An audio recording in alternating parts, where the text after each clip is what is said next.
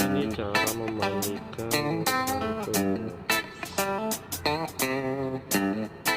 anak buah hantu gitu tepatnya. Kita siram-siram aja sedikit. Dia mencoba mandi sendiri.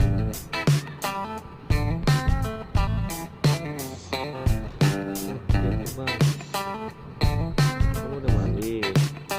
Belum dong.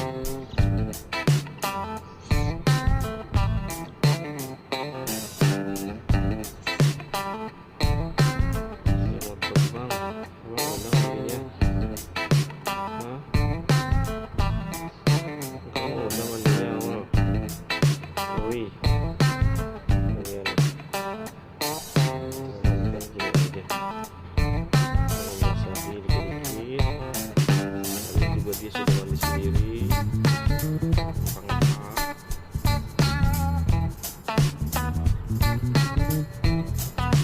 Ayo mandi sendiri.